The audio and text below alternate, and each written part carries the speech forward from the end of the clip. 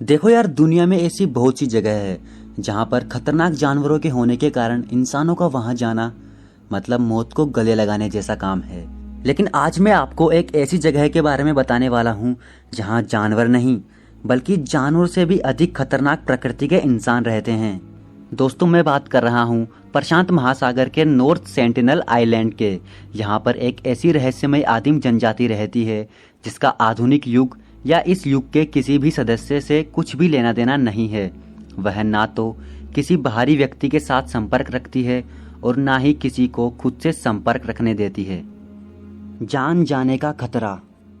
जब भी इस आइलैंड के खतरनाक लोगों का सामना किसी बाहरी व्यक्ति से होता है तो एक ऐसी हिंसा जन्म लेती है जिससे उस बाहरी व्यक्ति की मौत लगभग निश्चित होती है। वर्ष 2006 में कुछ मछुआरे जाने अनजाने में इस आइलैंड पर पहुंच गए थे। उन्हें अपनी जान से हाथ धोना पड़ा था। आग के गोले। इस जनजाति के लोग अग्नि वाले तीर चलाने में काफ़ी माहिर है, इसीलिए इन्हें किसी भी चीज़ से खतरा महसूस होने पर यह आग के गोले बरसाने लगते हैं। यहाँ तक कि इनकी सीमा क्षेत्र में कम ऊंचाई पर उड़ने वाले विमानों पर भी इन्होंने कई बार आग के गोले बरसाए हैं। इनका अस्तित्व। बंगाल की खाड़ी में बसे इस नॉर्थ सेंट्रल द्वीप का संबंध सीधा भारत से है, लेकिन हमेशा से ही ऐसी पहेली बनी रही है जिसे कोई भी सुलझा नहीं पाया है। ऐसा माना जाता है कि इस द्वीप पर रहने वाली इस आदमखोर जनजाति का अस्तित्व लगभग 60,000 वर्ष पुराना है। अनसुलझा सवाल। लेकिन वर्तमान में इस जनजाति की संख्या कितनी है, यह अभी तक एक अनसुलझा सवाल है। अनुमान के अनुसार इस जनजाति से संबंधित लोगों की संख्या कुछ दर्जन से लेकर 100 से 200 तक हो सकती है।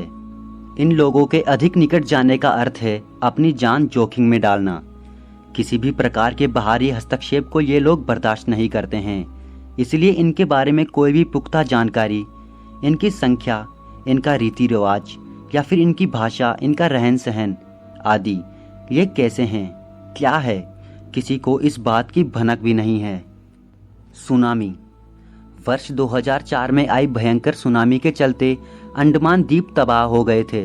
यह द्वीप भी अंडमान द्वीपों की श्रृंखला का ही हिस्सा है, लेकिन उस भयंकर सुनामी का इस जनजाति के जीवन पर क्या प्रभाव पड़ा, ये बात भी अभी तक कोई नहीं जान पाया है।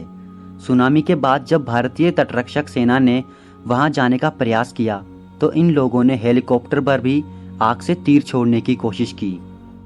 एक अजीब रहस्य। इस जनजाति से जुड़े लोगों के जीवन से संबंधित कोई भी ऐसी चीज नहीं मिल पाई है जिससे कि इनके बारे में कुछ भी पता चल सके। प्राचीन जनजातियों के विषय में शोध करने वाले दल ने काफ़ी मशक्कत की, लेकिन वे इनके बारे में कुछ भी नहीं जान पाए। यहाँ तक कि इनकी एक स्पष्ट तस्वीर भी नहीं ले सके, क्योंकि यह इतने खूंखार होते हैं कि अपने करीब किसी को भी आने नहीं देते हैं। एक तस्वीर। दोस्तों, कुछ सालों पहले एक तस्वीर सामने आई थी जिसने सबके होश उड़ा डाले थे, लेकिन यह तस्वीर और कुछ वीडियो इतनी दूरी से बनाई गई थी कि उनकी स्पष्टता ही गायब हो गई थी। इसलिए ये लोग दिखते कैसे हैं, ये बात अभी तक कोई भी नहीं जान पाया है। पाषाण काल। अक्सर इस जनजाति के लोगों को पाषाण काल की जनजाति भी कहा जाता है, क्योंकि तब से लेकर अब तक इनके भीतर किसी भी प्रकार का बदलाव नहीं आया है। शायद इसी की वजह से इनके भीतर ग्रहणशीलता की कमी और बाहरी दुनिया से दूरी रखने का स्वभाव है। एक खतरनाक जनजाति। यह जनजाति विश्व की सबसे ज़्यादा खतरनाक और सबसे अलग है। इतना ही नहीं, यह एक ऐसी जनजाति है जिसके जीवन या अंदरूनी मामलों में स्वयं भारत सरकार दखल देने से कतराती है। एक प्रयास। भारत सरकार द्वारा कई प्रयास किए गए ताकि इस जनजाति के लोगों के हितों में काम किया जाए और इनके जीवन को और बेहतर बनाया जाए, लेकिन सारे प्रयास अभी तक विफल रहे हैं। खतरे में यह जनजाति। सर्वाइवल इंटरनेशनल नामक संस्था, जो कि विशेषकर आदिवासी जनजातियों के लिए कार्य करती है, उनका कहना है कि नॉर्थ सेंटिनल द्वीप पर रहने वाली यह जनजाति इस ग्रह की सबसे कमज़ोर जनजाति है। उनके भीतर रोग प्रतिरोधक क्षमता लगभग ना के बराबर है। एक मामूली सी बीमारी की वजह से भी इनकी मौत हो सकती है। इस संस्था का कहना है कि अन्य लोगों से पूरी तरह पृथक होने की वजह से इन लोगों का संपर्क बाहरी दुनिया से पूरी तरह कटा हुआ है, इसलिए महामारी से इनकी जान जाने का खतरा बहुत अधिक है। दुश्मन है इंसान। 1980 के आखिरी दौर में लोहे या फिर अन्य धातुओं की खोज के लिए एक टीम गई थी और उस टीम और इस जनजाति के सदस्यों के बीच हुई हिंसा में इस जनजाति ने अपने बहुत से सदस्य गंवाए थे। हो सकता है इसी वजह से इस द्वीप पर रहने वाले लोग अन्य इंसानों को अपना दुश्मन मान बैठे हैं और वह चाहते ही नहीं कि उनके स्थान पर कोई और आए। समझदार या फिर स्वार्थी। इंसान को प्रकृति की सबसे समझदार और सबसे ज़्यादा ताकतवर कृति कहा जाता है, लेकिन ऐसी ताकत या समझदारी किस काम की जो इंसान को ही इंसान का दुश्मन बना दे।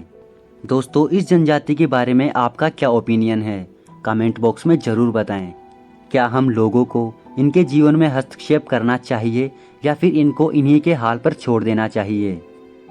दोस्तों, अगर आप चैनल पर नए आए हो तो वीडियो के नीचे आए लाल कलर के सब्सक्राइब बटन को दबाना ना भूलें।